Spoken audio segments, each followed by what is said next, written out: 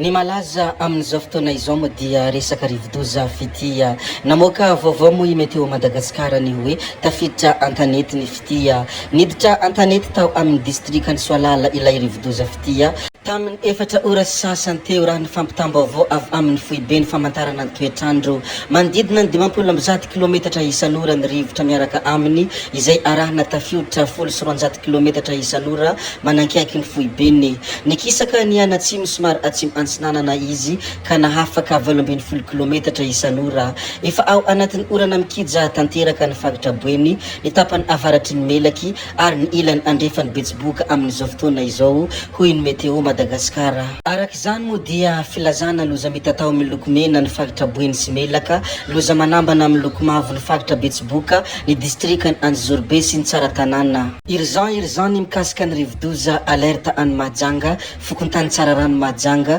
dobrano ny tanàna ary tsy maintsy afindra toerana ireo mponina. Araka ny fampitanana izay nambarany BNGRC moa dia ampiasaina ny vedety miara-miasa ny ekipa eo anivon'ny BNGRC, ny préfecture, commune, sapeur pompier, police municipale ary ny ministeran'ny mponina sy ny ministeran'ny fahasalamana, ny Croix Rouge ihany koa ary ny Antily Madagasikara. Efa misy ny toerana voaomana handraisana ireo mponina izay nafindra. Mazava araka izany fa eto boeny Mahajanga fokontany tsara rano asabotsy 1 janoary dia manatanteraka famindrana ireo tokantrano ao amin'ny fokontany tsara rano izay dobrano noho ny fiakaran-drano amin'ny alalan'ny vedety ireo ekipa izay voatanisa teo ireny. Zay moa ny mikasika ny rivodoza fitia fa ho hitantsika eo ny tohiny sy ny fivoarany fa ny zavanisy sy ny zavantranga teny amin'iny lalam-pirenena faharoa iny kosa dia nanjavona ny gazoil 400 litatra izay tao anatin'ny reservoir. Fiara lehibe mpitatitra tamin'ny lalam-pirenena faharoa izay avy any Antananarivo Toamasina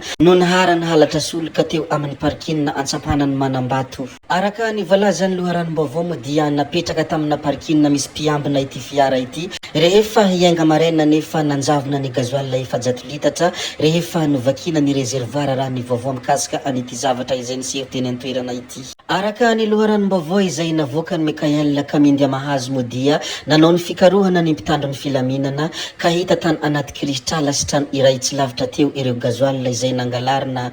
Olona 5 no voasambotra araka izany nahitana vehivavy ny iray. Premier ministre lehibe ny gouvernemanta Andriamatoa Herinsalama Rajaonarivelo hanohana ny concertation ny vondrona afrikanina. Nanambara ny iraky ny vondrona afrikanina izay tarehiny Mohamed fa hanohana ny fikonan-doha sy ny fifidianana izay hatao eto Madagasikara izy reo. Matsapa ny asa vitan'ny gouvernemanta ry zareo.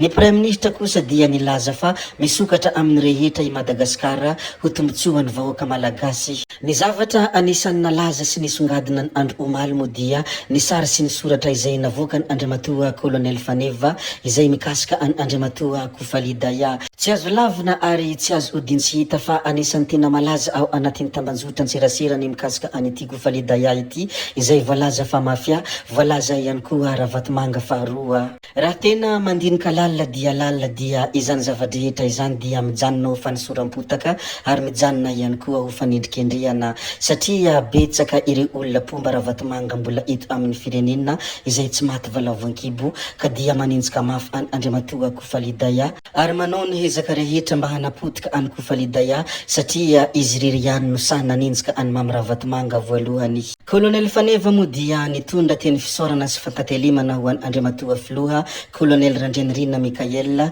ilay filohan'ny fanavaozan'ny Repoblika. Nataony moa izany fisaorana sy fankatelemana izany noho ny fiaonana sy fandraisany any Colonel Faneva mahakasika azy sy ny vahoaka malagasy ao amin'ny fagatra Menabe indrindra fa nihitazomana ny fandriampahalemana ao an-toerana. Colonel Faneva ihany koa moa dia nisoatra manokana any Andriamatoa Koufali Daya tamin'ny fanokanana fotoana manokana ho azy nandritra ny ity herinandro ity izay tao Antananarivo renivohitra fa tsy tany dibay akory araka ny filazan'ny sasany ao anatin'ny tambanjotra antserasera izay fotoana nahafahana namahany olana maro indrindra fa ny fitondran'ny tena ny tany amin'ny Andriamatoa filohan'ny fanavaozana. Eo moa anisan'ny ranty izay navoaka ny Colonel Faneva ka anisan'ny tena nalaza sy niteraka resabe. Ny tena marina ihany koa namoaka eo ranty io Andriamatoa Colonel Faneva teo no nahatratrarana fa tena betsaka ny mpanelitsafo sy ireo mpandenga ary indrindra ireo mpanosy potaka resaka izay nilaza fa misy fikamasiso any Dubai nefa tsy tany Dubai akory izy ireo fa tao Antananarivo renivohitra.